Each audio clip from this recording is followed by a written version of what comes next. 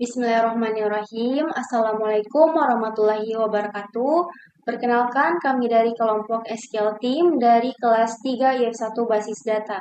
Jadi, pada video kali ini kami akan mempresentasikan hasil proyek kami dengan judul Sistem Pengelolaan Data Karyawan Supermarket. Tetapi sebelum masuk pada inti pembahasan, izinkan kami untuk memperkenalkan diri terlebih dahulu. Mulai dari saya atas nama Rasyada Moksal dengan akhiran NPM 160 dan teman saya Putria Zahra dengan akhiran NPM 165. Dan yang ketiga Nina Nora. Mohon izin untuk teman saya yang ketiga ini, dia sedang sakit Pak sehingga dia tidak bisa mengikuti untuk pembuatan video presentasi kali ini. Jadi mungkin langsung saja masuk ke inti pembahasannya. Untuk Putri dipersilakan. Baik, terima kasih. Langsung saja di sini kita masuk pada proses bisnisnya, di mana di sini sistem yang dibangun itu pada supermarket Sejahtera Mart. Jadi pada supermarket Sejahtera Mart ini ingin membangun sistem basis data untuk mengelola data karyawan yang terintegrasi.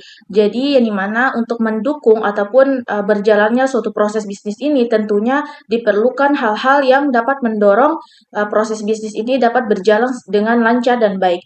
Jadi terdapat 5 entitas yang mendorong terjadinya ataupun terjalaninya proses bisnis ini, yakni yang pertama adalah karyawan, yang dimana karyawan ini adalah pusat datanya untuk semua entitas yang tersedia di sini, yaitu 5 entitas, yang dimana semua data karyawan ini dicatat baik seperti ID, nama, jenis kelamin, tanggal lahir, alamat, nomor telepon, serta email, dan dimana untuk setiap karyawan ini dia terhubung dengan data jabatannya karena setiap karyawan ini pasti menempati suatu jabatan.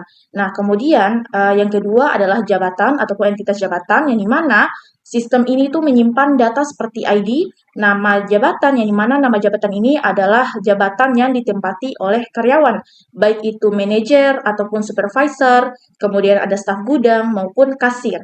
Nah, kemudian terdapat juga deskripsi tugas. Nah, deskripsi tugas ini didapatkan daripada jabatan yang ditempati oleh karyawan. Misalkan karyawan yang menempati jabatan kasir, maka deskripsi tugasnya itu berarti misalkan melakukan proses transaksi seperti itu. Nah, di mana satu jabatan ini bisa ditempati oleh banyak karyawan.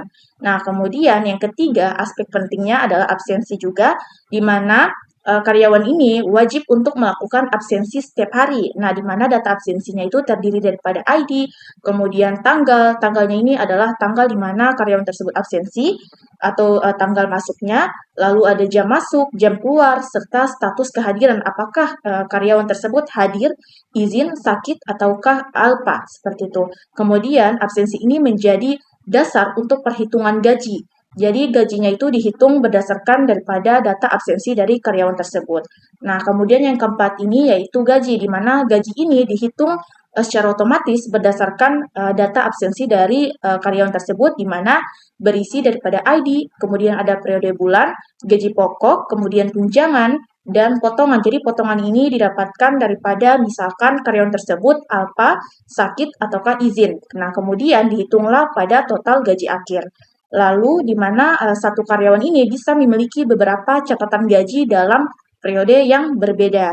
Nah, kemudian aspek penting yang kelima ataupun entitas yang kelima yakni adalah kontrak kerja.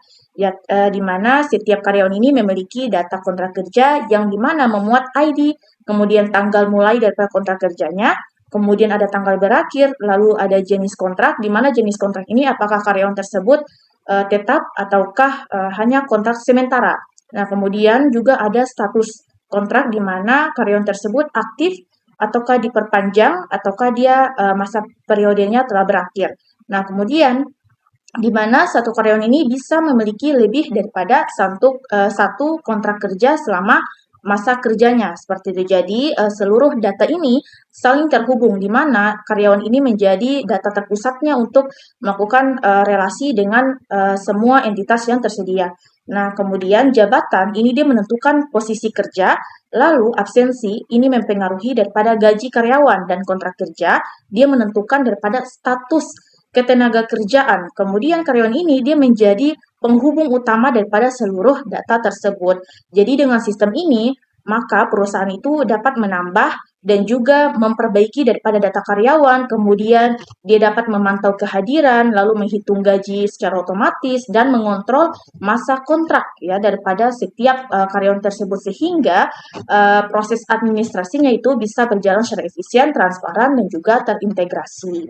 Baik itu adalah proses bisnis dari supermarket Sejahtera Mart. Jadi setelah saya menjelaskan daripada proses bisnisnya, maka kita di sini akan menampilkan daripada alur skenario ataupun proses bisnis daripada supermarket yang bernama Sejahtera Mart. Seperti ini sudah kita jelaskan secara singkat terkait dengan alur daripada proses bisnisnya. Langsung saja di sini kita masuk pada langkah yang berikut, yaitu menentukan entitas, atribut, dan unit identifier. Baik, jadi berdasarkan skenario tadi, skenario bisnisnya, maka di sini yang telah kita tentukan sebelumnya atau sudah kita jelaskan bahwa terdapat 5 entitas yang membuat ataupun mendorong daripada terjalaninya suatu proses bisnis ini, yaitu yang pertama yaitu karyawan, di mana di sini dia memiliki atribut, yakni ada ID karyawan, yaitu sebagai unit identifier-nya. Nah, kemudian di sini terdapat juga ada nama karyawan, jenis kelamin, tanggal lahir, serta alamat, nomor telepon, dan email. Jadi, atribut selain daripada unit identifier ini merupakan daripada not null ataupun dia tidak boleh kosong atau dia wajib terisi. Nah, kemudian yang berikut yaitu adanya entitas jabatan, yang dimana entitas jabatan ini memiliki atribut yakni ID jabatan sebagai unit identifier, kemudian ada nama jabatan dan deskripsi tugas yang juga termasuk tidak boleh kosong atau dia wajib terisi. Nah, kemudian pada entitas yang absensi ini dia memiliki atribut yakni ada ID absensi sebagai unit identifier, kemudian ada tanggal, kemudian ada jam masuk, jam keluar, serta status kehadirannya yang seperti saya jelaskan sebelumnya, apakah dia hadir, sakit, izin, ataukah alfa. Kemudian entitas gaji, di mana pada entitas gaji ini dia memiliki atribut, yakni ada ID gaji sebagai unit identifier, kemudian ada periode bulan, lalu ada gaji pokok, lalu tunjangan dan potongan. Jadi potongan ini didapatkan dari data absensinya. Misalkan kalau dia izin, sakit, atau alfa, maka akan dilakukan pemotongan pada perhitungan gaji ini yang didapatkan nanti pada total gaji akhir. Nah, kemudian ada entitas yang terakhir atau kelima, yakni ada kontrak kerja, yaitu memiliki atribut yaitu ID kontrak sebagai unit identifier, kemudian ada tanggal mulainya, kemudian ada tanggal berakhir daripada periode kontrak kerja tersebut, kemudian ada jenis kontraknya, lalu ada status kontraknya.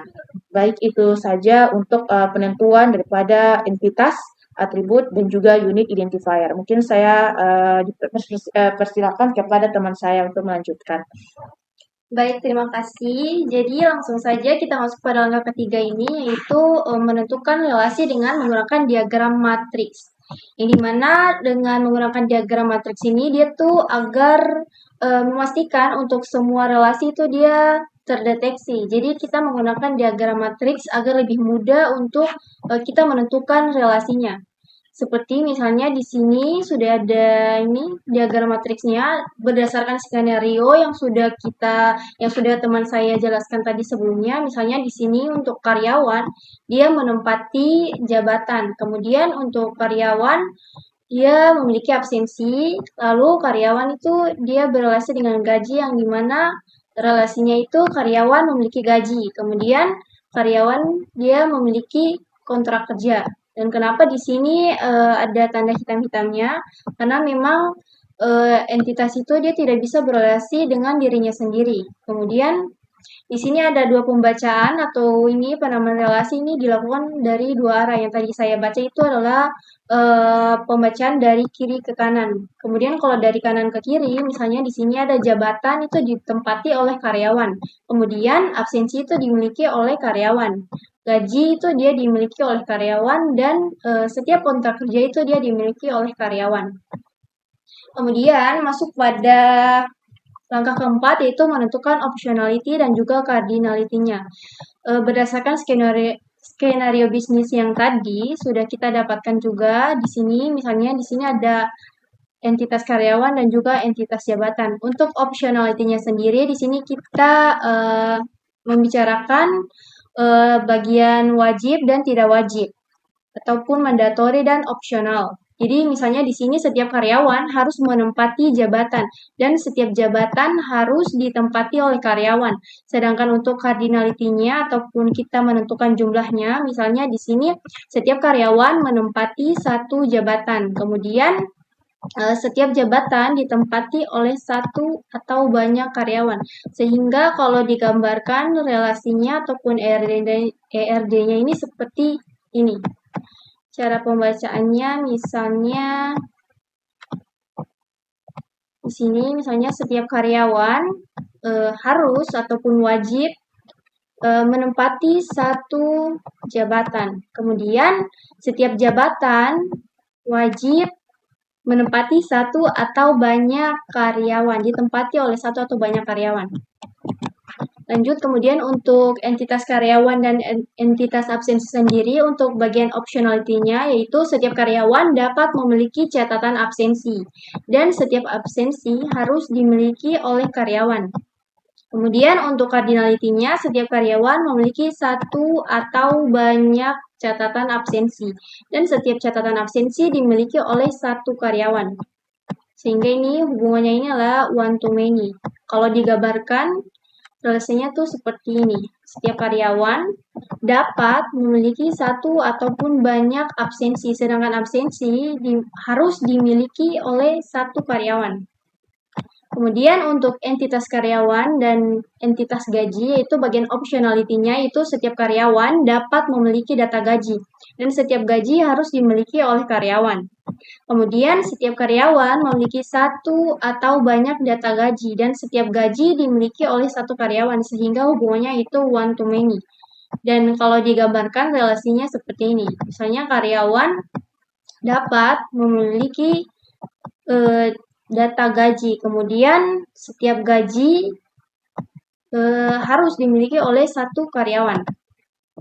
Kemudian yang terakhir di sini ada entitas karyawan dan juga entitas kontrak kerja, yang dimana untuk optionality-nya setiap karyawan dapat memiliki kontrak kerja dan setiap kontrak kerja harus dimiliki oleh karyawan. Dan untuk cardinality-nya ataupun jumlahnya, yaitu setiap karyawan memiliki satu atau banyak kontrak kerja dan setiap kontrak kerja dimiliki oleh satu karyawan. Sehingga kalau digambarkan ERD-nya ataupun relasinya itu seperti ini. Setiap karyawan dapat memiliki satu ataupun banyak kontrak kerja. Kemudian setiap kontrak kerja harus dimiliki oleh satu karyawan. Oke, mungkin kurang lebihnya seperti itu. Lanjut akan dijelaskan oleh teman saya, Putri. Silakan. Oke, baik. Jadi setelah kita mendengarkan penjelasan teman saya, kita lanjut pada langkah berikut, yakni menggambarkan ERD. Jadi setelah kita ketahui terkait dengan entitas-entitas yang tersedia, lalu memiliki atribut, yakni terdiri daripada unit identifier dan juga yang tidak boleh kosong atributnya, yang dimana di sini juga memiliki relasi yang telah teman saya jelaskan sebelumnya, antara di mana karyawan ini menjadi pusat datanya, yang dimana akan berelasi pada semua entitas yang ada. Misalkan di sini karyawan akan berelasi dengan jabatan, kemudian karyawan dengan absensi, lalu karyawan dengan gaji, dan karyawan dengan kontrak kerja. Jadi pertama-tama di sini saya akan menjelaskan pada karyawan dengan jabatan. Nah, pada karyawan ini sudah terdapat ya, sudah dijelaskan sebelumnya terkait dengan atribut apa saja, dan juga begitu pun dengan jabatan. Nah, di sini karyawan itu dia berelasi dengan jabatan, yaitu one to many. Nah, jadi kita akan membaca dari kiri ke kanan, lalu akan dari kanan ke kiri. Jadi pertama ini lalu akan dari kanan ke kiri. Jadi pertama ini setiap karyawan harus menempati satu jabatan, karena satu karyawan itu dia hanya memiliki satu jabatan saja.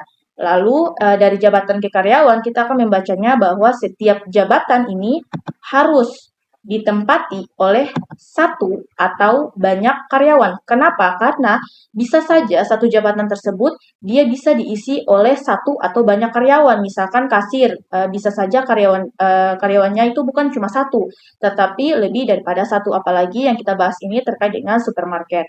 Nah, kemudian kita akan membahas yang berikut, yakni karyawan dengan absensi. Jadi karyawan ini dia dapat memiliki satu atau banyak data absensi. Kenapa? Karena absensinya itu bukan hanya per hari saja, tetapi akan dihitung pada hari-hari yang berikut. Misalkan bukan hari, tapi kayak per minggu, bulan, dan setahun. Jadi dia memiliki banyak data absensi, seperti itu.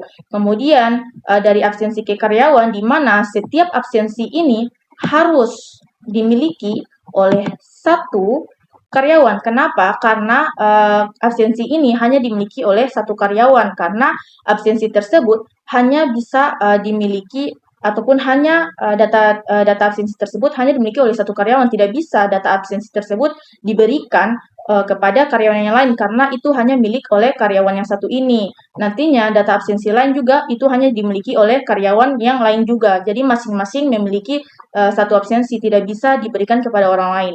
Nah, kemudian di sini ada karyawan dan juga gaji.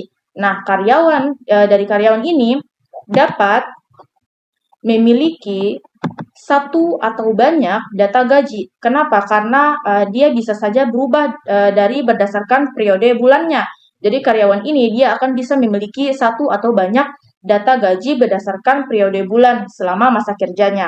Nah, kemudian dari gaji ke karyawan, di mana gaji ini harus dimiliki oleh satu karyawan, karena gaji ini misalkan satu gaji itu pasti dimiliki oleh satu karyawan. Jadi gaji itu hanya dimiliki oleh satu karyawan tersebut, bukan dimiliki oleh orang lain. Karena misalkan satu karyawan menempati suatu jabatan kasir, maka jabatan yang lain tidak bisa mengambil daripada gaji kasir tersebut, karyawan kasir tersebut.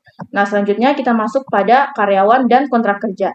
Jadi setiap karyawan ini dapat atau boleh memiliki satu atau banyak kontrak kerja. Kenapa? Karena bisa saja karyawan tersebut dia akan memiliki banyak kontrak lebih daripada satu berdasarkan selama masa kerjanya, karena dia bisa saja misalkan dia telah masuk dan menjadi karyawan sementara misalkan, lalu dia akan perpanjang lagi atau dia telah memenuhi target daripada kontrak kerjanya, sehingga dia akan bisa mengambil daripada masa kerja tetap, sehingga kontrak kerjanya akan berubah. Jadi dia akan memiliki satu atau banyak data daripada kontrak kerjanya, seperti itu. Lalu kita akan baca dari kontrak kerja ke karyawan, di mana kontrak kerja ini dia harus dimiliki oleh satu karyawan, karena satu kontrak kerja ini dia harus dimiliki oleh satu karyawan, itu tidak bisa diberikan ataupun menjadi milik daripada karyawan yang lain. Jadi masing-masing punya kontrak kerjanya tersendiri, seperti itu. Mungkin itu saja yang saya jelaskan daripada penggambaran ERD di sini, relasi yang tersedia di mana karyawan yang menjadi pusat datanya yang berrelasi dengan jabatan, absensi, gaji, dan juga kontrak kerja. Mungkin saya lanjut lagi di sini pada materi ataupun penjelasan langkah berikutnya, yakni cari supertype dan subtype. Jadi di sini berdasarkan ERD yang telah kita buat ya atau kita tentukan di sini, di mana kita tidak memiliki adanya entitas yang memiliki jenis yang sama dengan entitas ini. Misalkan kontrak kerja tidak memiliki atribut yang sejenis dengan entitas daripada kontrak kerja, sehingga dia tidak memiliki ataupun dia tidak bisa dibuatkan model supertype dan subtype. Begitupun juga dengan karyawan, jabatan, absensi, dan gaji. Jadi dari ERD yang kita dapat pada langkah ini, itu di mana kita tidak bisa membuat model daripada supertype dan juga subtype, karena pada skenario dan juga sudah kita gambarkan pada ERD ini, dia tuh tidak terdapat yang sejenis daripada entitas tersebut, sehingga kita tidak bisa membuat daripada model supertype atau subtype daripada masing-masing entitas ini. Mungkin itu saja. Lanjut pada langkah yang berikut akan dijelaskan oleh teman saya. Dipersilakan. Baik, selanjutnya masuk pada langkah ketujuh, yaitu melakukan normalisasi, yang dimana yaitu proses yang dilakukan untuk menghilangkan redundansi data ataupun masalah lain pada database. Yang dimana pada proses normalisasi sendiri ini terdapat 3 langkah, yaitu langkah 1NF yang dimana dia mengharuskan tidak ada atribut yang multi-value. Kemudian yang kedua yaitu dia mengharuskan setiap atribut non-UID itu harus bergantung pada seluruh UID yang ada pada entitas tersebut. Kemudian pada langkah 3NF yaitu tidak ada atribut non-UID yang dapat bergantung kepada non-UID lainnya. Jadi coba saya pengecekan satu persatu untuk misalnya entitas karyawan ini. Kan untuk pada langkah ke-1 dia mengharuskan tidak boleh ada atribut yang nilainya tuh multi value. Di sini misalnya untuk ID karyawan, nama karyawan, jenis kelamin, tanggal lahir, alamat, nomor telepon, dan juga email, dia hanya memiliki satu nilai saja. Dia tidak memiliki banyak nilai di dalam satu baris. Jadi setiap atribut hanya memiliki satu nilai saja. Dia tidak memiliki banyak nilai. Sehingga pada entitas karyawan ini dinilai sudah memenuhi langkah 1NF. Kemudian untuk langkah kedua, yaitu dia mengharuskan semua non-UID dia bergantung harus pada keseluruhan UID yang ada di dalam entitas tersebut. Jadi misalnya di sini ada untuk nama karyawan, jenis kelamin, tanggal lahir, alamat, dan juga nomor telepon dan email, dia hanya bergantung pada satu UID saja, yaitu ID karyawan. Jadi dinilai di sini pada langkah 2NF, dia tidak melanggar. Kemudian untuk langkah ketiga NF ini, dia kan tadi pengertiannya ataupun penjelasannya ini atribut non-UID tidak bergantung ke non-UID lainnya. Sedangkan yang kami punya di sini sudah atribut-atribut non-UID ini dia sudah bergantung sepenuhnya kepada ini UID yaitu ID karyawan, sehingga untuk langkah ketiga itu dia tidak melanggar. Jadi normalisasi untuk langkah ke-1 hingga ke-3 pada entitas karyawan itu dia tidak melanggar aturan dari normalisasi. Baik, selanjutnya untuk entitas jabatan sendiri, dia yang tadi pada langkah ke-1 tadi kan dia mengharuskan tidak ada nilai yang multi value dalam setiap atributnya. Sedangkan di sini kan atribut kami di sini ada ID jabatan, nama jabatan, dan juga deskripsi tugas yang dimana masing-masing setiap atribut ini hanya memiliki satu nilai saja. Tidak ada multi value di dalam setiap atribut dari ketiga atribut ini. Jadi dia hanya memiliki satu nilai saja. Jadi dia dinilai tidak melanggar bentuk normal pertama yaitu 1NF. Kemudian untuk 2NF sendiri itu dia mengharuskan setiap atribut non-UID harus bergantung pada seluruh UID yang ada dalam entitas tersebut. Jadi misalnya di sini kan hanya mempunyai satu UID saja, sehingga untuk nama jabatan dan deskripsi tugas ini dia bergantung pada ini. Dia bergantung sepenuhnya pada UID yaitu ID jabatan, karena memang dalam entitas jabatan ini untuk atribut nama jabatan dan deskripsi tugas dia membicarakan mengenai nama jabatan seperti nama jabatan dan deskripsi tugas, sehingga dia hanya bergantung pada ID jabatan saja. Kemudian untuk langkah yang ketiga tadi dia harus non-UID tidak boleh bergantung kepada non-UID lainnya. Kalau misalnya dia bergantung non ke non, maka dia akan melanggar 3NF. Sedangkan di sini untuk nama jabatan dan deskripsi tugas dia sepenuhnya bergantung pada ID jabatan, karena yang kita bicarakan sini adalah mengenai jabatan, sehingga di sini terdapat atribut nama jabatan dan juga deskripsi tugas, sehingga dia bergantung sepenuhnya pada ini UID utama ini yaitu ID jabatan. Baik, masuk pada entitas absensi.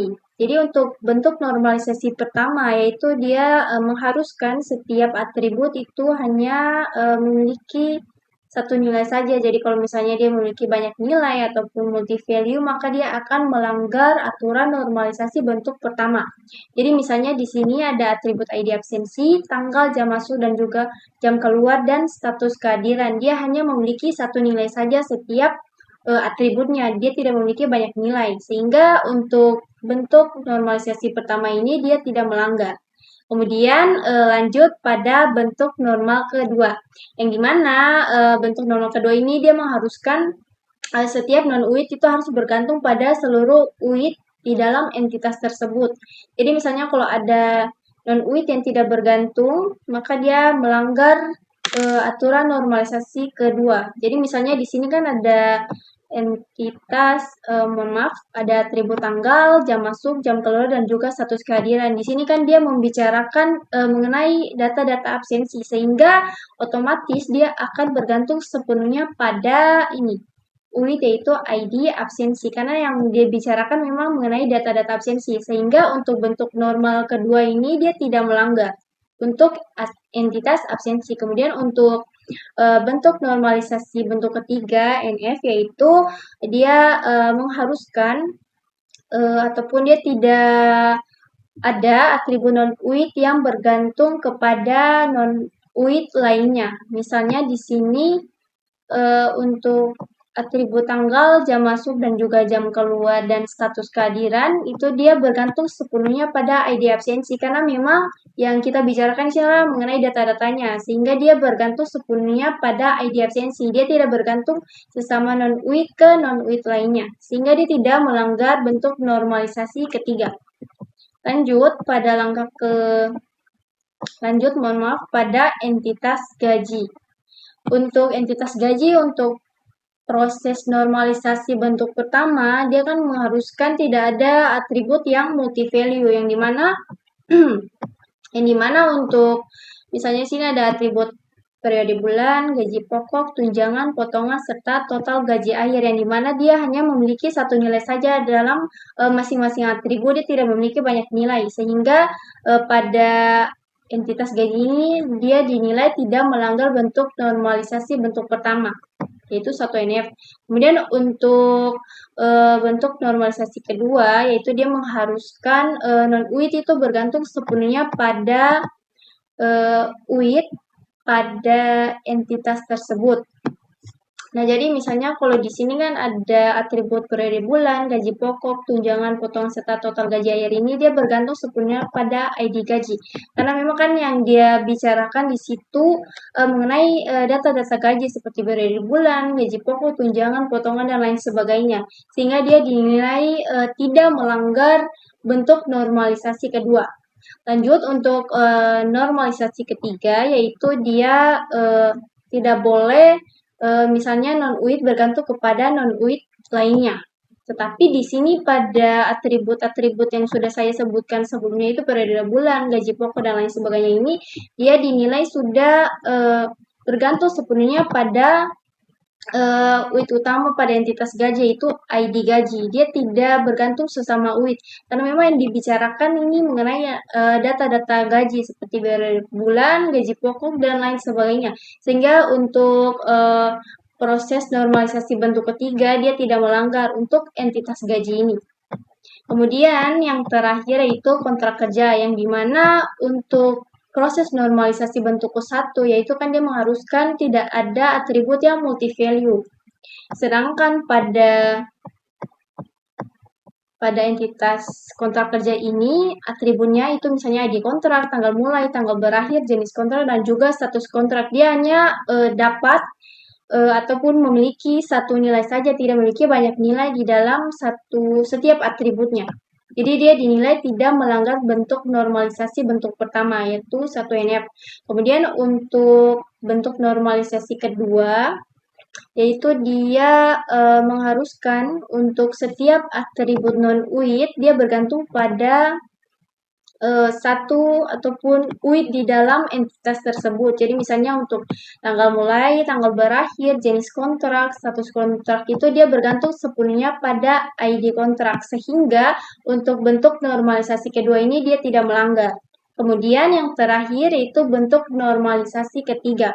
Jadi normalisasi ketiga sendiri adalah dia melanggar kalau misalnya ada non-atribut bergantung kepada non-atribut non-UID lainnya, non ke non. Tetapi pada di sini, pada entitas kontrak kerja, itu atribut tanggal mulai, tanggal berakhir, jenis kontrak, dan status kontrak, itu dia bergantung sepenuhnya pada UID utama, itu ID kontrak. Karena memang yang dibicarakan situ adalah data-data si kontrak kerja ini, sehingga dia bergantung sepenuhnya pada ID kontrak. Sehingga untuk proses normalisasi bentuk ketiga ini dia tidak melanggar. Lanjut. Sehingga bentuknya ERD akan menjadi seperti berikut. Karena memang kan tadi sebelumnya pada setiap entitas seperti karyawan, jabatan, absensi, gaji, dan juga kontrak kerja, dia tidak melanggar normalisasi bentuk pertama hingga bentuk ketiga. Sehingga ERD-nya itu tetap menjadi seperti sebelumnya pada langkah kelima. Baik, lanjut masuk pada langkah ke-8, yaitu menyelesaikan masalah relasi many-to-many. Yang dimana relasi many-to-many ini kan biasa terjadi kalau ada suatu entitas yang bisa berhubungan banyak dengan entitas yang lainnya. Dia berhubungan secara timbal balik. Jadi misalnya kalau ada setiap karyawan memiliki banyak jabatan, kemudian banyak jabatan dimiliki oleh banyak karyawan. Itu merupakan relasi many to many. Tapi pada entitas kita ini, semua entitas di sini dia bergantung pada ini entitas karyawan menjadi pusat utama untuk menghubungkan semua entitas antara kontrak kerja, gaji, absensi, dan juga jabatan. Yang dimana setiap entitas yang berhubungan dengan karyawan dia memiliki relasi yaitu one to many. Sehingga untuk masalah relasi many to many ini tidak terdapat dalam skenario kita. Mungkin itu saja akan dilanjutkan oleh teman saya. Putri, bersilakan. Oke, baik. Langsung saja kita masuk pada langkah berikut, yakni relasi non-transferable. Jadi, pada sebelumnya kan telah dijelaskan oleh teman saya terkait dengan ERD, baik itu ERD sebelumnya maupun setelah dilakukannya proses normalisasi.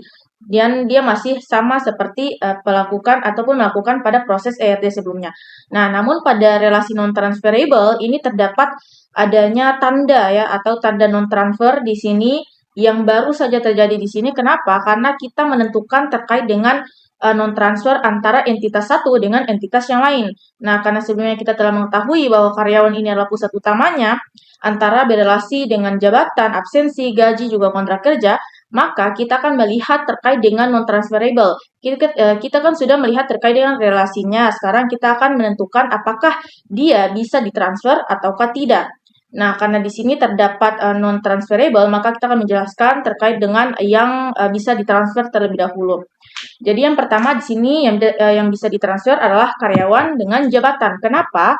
Karena setiap karyawan ini dia bisa transfer atau berpindah kepada jabatan yang lain. Misalkan awalnya dia itu supervisor, dia bisa naik pangkat menjadi jabatan. Jadi dia bisa dipindahkan sewaktu-waktu bila suatu perusahaan tersebut ingin menaikkan jabatan daripada karyawan tersebut berdasarkan kualitas kerjanya,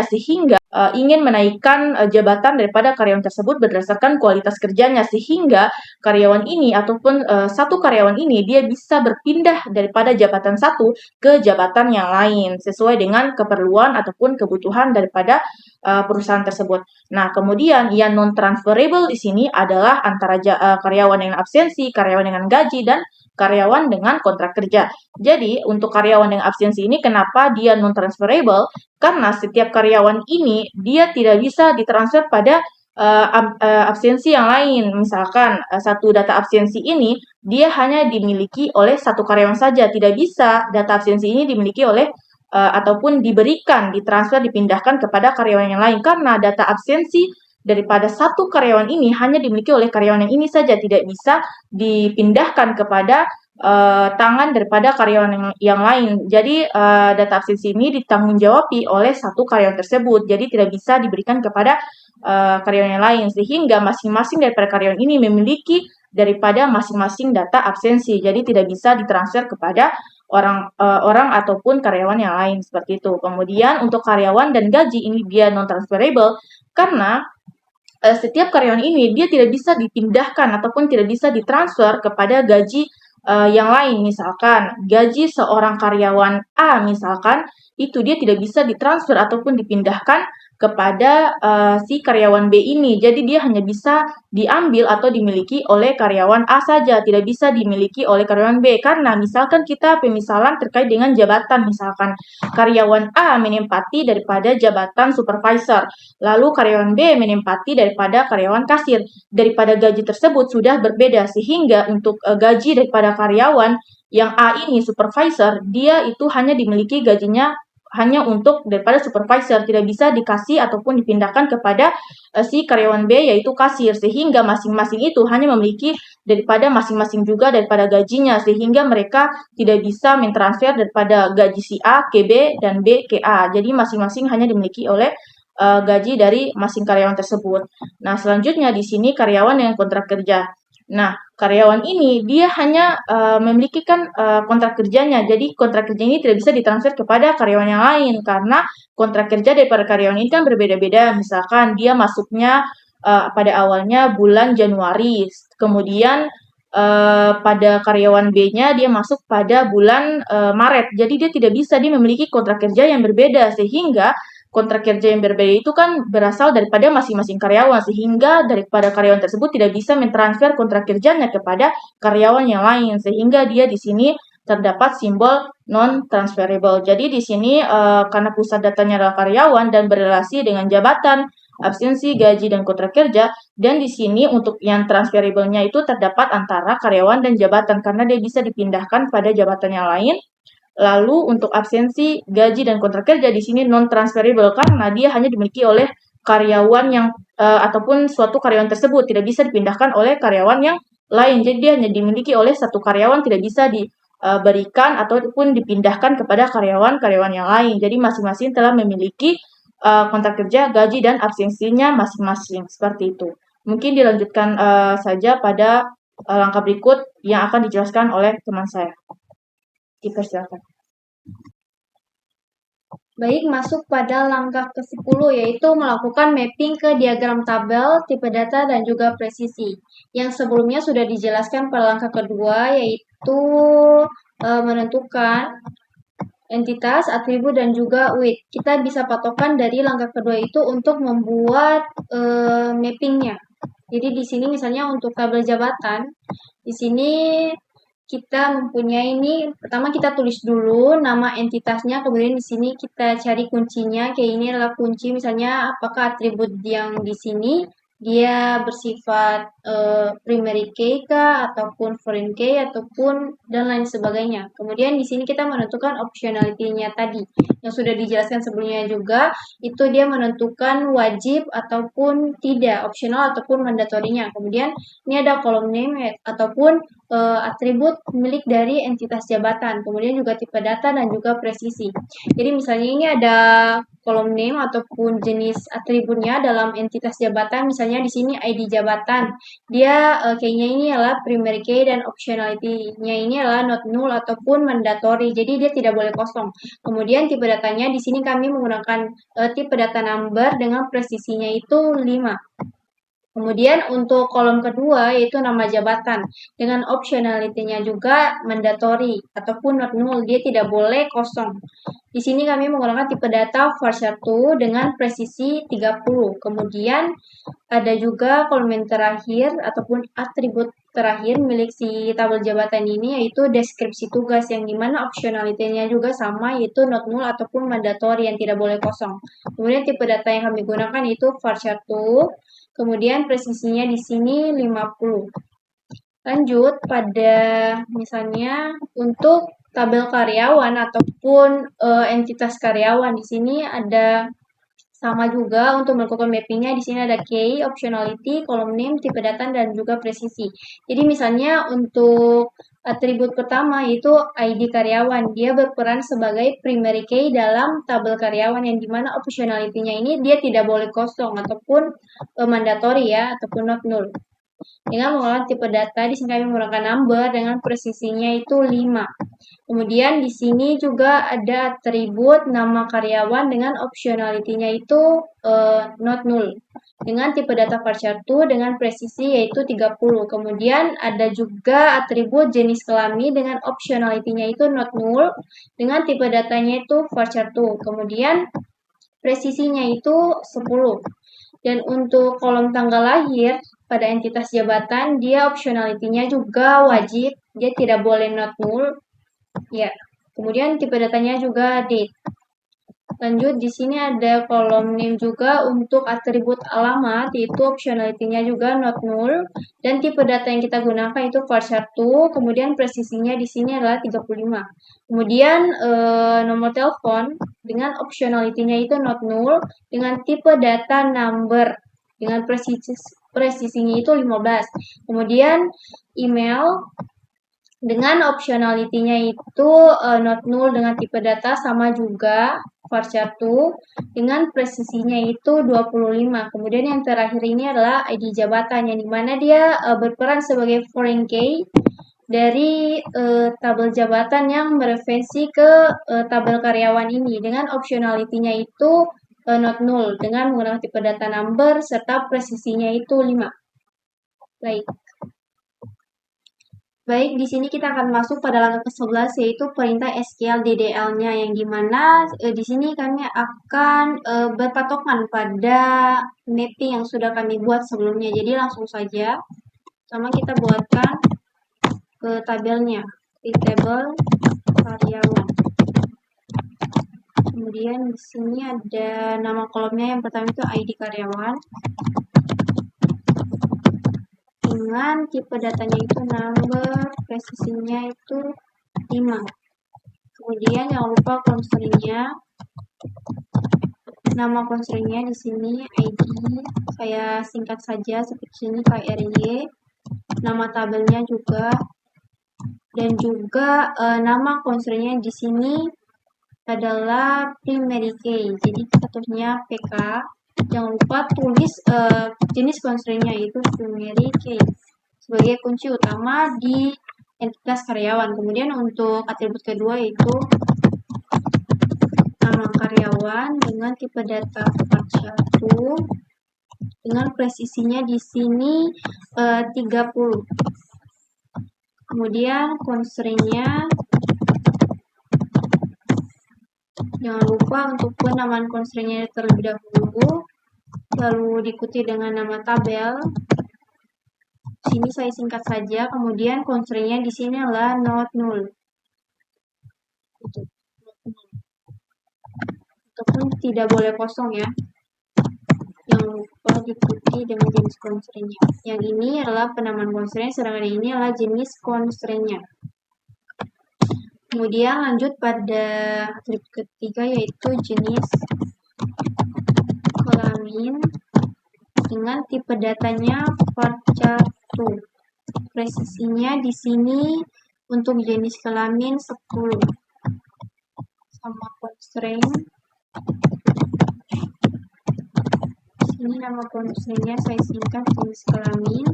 Kemudian nama tabelnya di sini karyawan. Lalu jenis constraint-nya itu not null.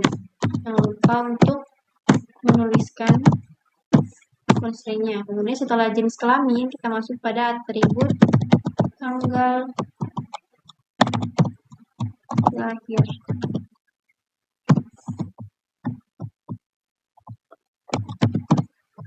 Tanggal lahir dengan tipe data date. Dengan constraint-nya di sini sama juga not null. Jangan lupa tanggal lahir, kemudian ini penamaan constraint-nya itu not null. Tanggal lahir di sini ada nama kolomnya ataupun nama atribut, terus nama tabel dan juga ini jenis constraint-nya. Kemudian kita ketik di sini jenis constraint-nya itu not null, artinya tidak boleh kosong, harus wajib terisi. Kemudian tanggal lahir, setelah itu alamat dengan tipe data var1 dengan presisinya di sini adalah 35. Lalu jenis constraint-nya,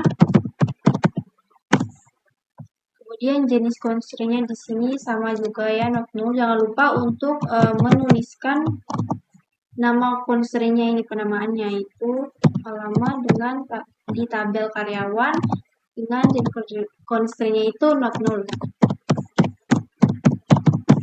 Kemudian setelah alamat, nomor telepon dengan tipe data number. Presisinya di sini nomor telepon 15 dengan constraint itu kita karyawan dengan jenis constraint-nya di sini not null juga sama untuk nomor telepon itu not null. Kemudian di sini ada email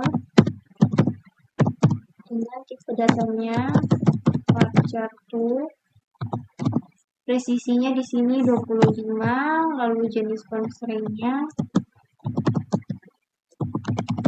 constraint email, kemudian di tabel karyawan dan jenis constraint-nya itu not null sama juga. Jangan lupa menuliskan jenis constraint-nya. Lalu yang terakhir di sini adalah ID jabatan yang merupakan foreign key pada tabel karyawan ini. Jadi kita menuliskan ID jabatan dengan tipe data number, kemudian presisinya di sini 5 dan juga constraint. Untuk penamanya di sini ID jabatan di tabel jabatan. Kemudian dia berperan di sini untuk pada tabel karyawan dia berperan sebagai foreign key dan juga dia tidak boleh kosong ini. Foreign key dan juga dia not null. Jadi kita penulisan untuk penamaan constraint-nya seperti ini. Kemudian jenis constraint-nya di sini itu not null dan juga dia menggunakan references dari tabel jabatan dengan kolom yaitu ID jabatan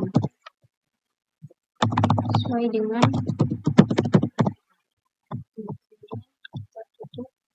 jadi di sini untuk foreign key pada tabel karyawan ini adalah ID jabatan yang dimana dia mereferensi ataupun ya dia referensi dari tabel jabatan ke karyawan sehingga untuk ID jabatan ini dia menjadi foreign key dalam tabel karyawan.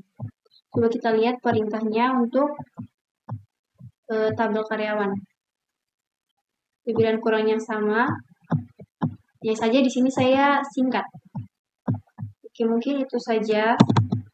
Akan dilanjutkan oleh teman saya. Lebih persilakan. Baik, langsung saja di sini kita masuk pada langkah pengisian data. Karena pada sebelumnya pembuatan tabelnya teman saya telah mengambil daripada pembuatan tabel karyawan karena mempunyai references. Maka di sini kita masuk pada langkah pengisian datanya, maka kita akan mengambil juga pada pengisian data dari tabel karyawan. Langsung saja di sini saya akan mengetikkan daripada perintah pengisian data dari tabel karyawan. Karena kita di sini akan melakukan pengisian data, maka tentunya kita akan menggunakan perintah insert into. Karena kita mengambil daripada tabel karyawan, maka kita akan menaruh nama tabelnya yakni tabel karyawan. Setelah itu, maka kita akan memasukkan kolom ataupun atribut daripada karyawan ini yang akan kita isikan daripada datanya. Yang pertama terdapat ID karyawan. Setelah itu ada nama karyawan.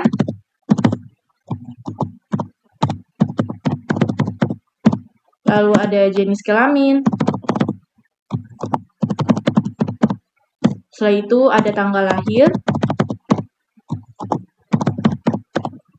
Lalu kemudian ada alamat. Jadi informasi tambahan bahwa untuk pembuatan ataupun pengisian daripada data dari tabel karyawan ini, saya mengambil daripada 4 pengisian datanya karena di sini kita mengambil daripada references daripada ID jabatan dan pada jabatan itu kita memiliki daripada 4 jenis jabatan di mana ataupun nama jabatannya yakni ada manajer, supervisor, lalu ada staf gudang dan juga kasir. Jadi kita akan mengisi pengisian datanya yaitu ada 4 data ataupun 4 data karyawan. Setelah itu di sini kita lanjut pada untuk kolomnya setelah alamat ada nomor telepon.